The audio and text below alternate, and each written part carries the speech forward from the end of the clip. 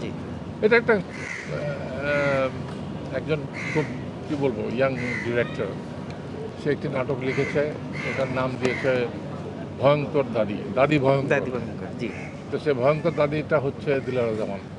আচ্ছা। তো সেখানে ওই বাড়িতে কিছু সমস্যা হয়েছে টাকা পয়সা নিয়ে, মানে সে কী বলবো হাইজ্যাক টাইপের কিছু একটা হয়েছে আর কি।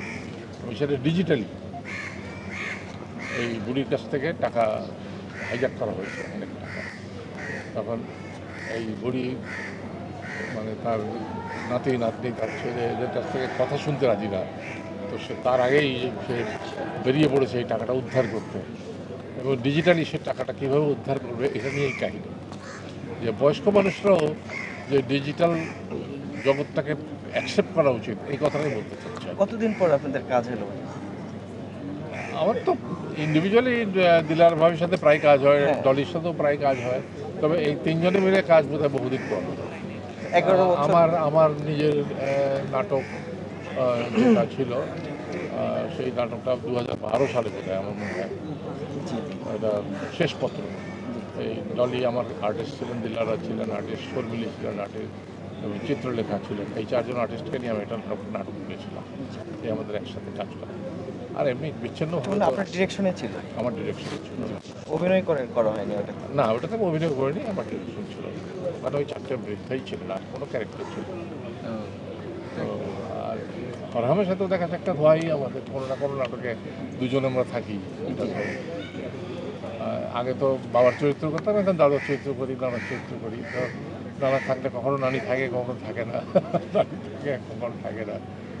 তো যাই হোক, আপনাদের সাথে সবসময় দেখা হয়, কিন্তু ওদের সাথেও সবসময় দেখা হয় এরকম। তাহলে সিনিয়র শিল্পীদের নিয়ে কি এখন কাজ কম হচ্ছে? মাঝখানে তো একেবারে কম হচ্ছিল, এখন একটু হচ্ছে। না, আমার দুঃখ লাগে আর কি, যে যখন আমরা এই বয়সে এসে কিছু অভিজ্ঞতা অর্জন করেছি, কিছু হয়তো শিখেছি, তখন আমাদের এই শিক্ষাটাকে, আমাদের এই অভিজ্ঞতাটাকে কাজে লাগাবার মতো কেউ নেই। এটাই দুঃখ।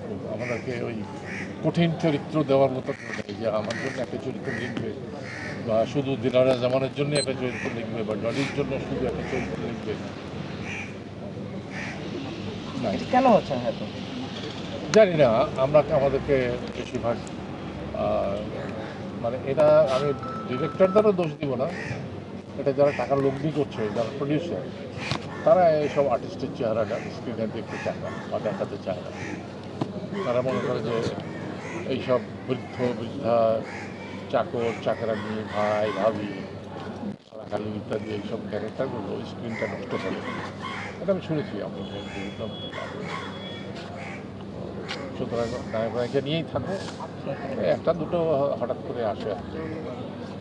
ঠিক। যাই হোক, সেখান থেকে আমার মনে হয় মোড় আবার ঘোরা শুরু হয়েছে। আমার মনে হয় এখন কিছু ফ্যামিলি ড্রামা আবার তৈরি হচ্ছে, তবে অশ্লীলতা থেকে এখনো মুক্তি পাচ্ছি না মনে হয়। আর ওটিটি হওয়াতেও, ওয়েব সিরিজ হওয়াতে ভাষা নষ্ট হয়েছে আরও বেশি করে, এবং সেখানে আর শ্লীলতার হানি হচ্ছে বিভিন্নভাবে। এটা আপনারাও বুঝেন, আমিও বুঝি, এটা তো অস্বীকার করার কোনো উপায় নেই। এখান থেকে বেরিয়ে আসতে হবে, বেরিয়ে আসবে এক সময়, আমি আশাবাদী। ঠিক আছে। Thank you.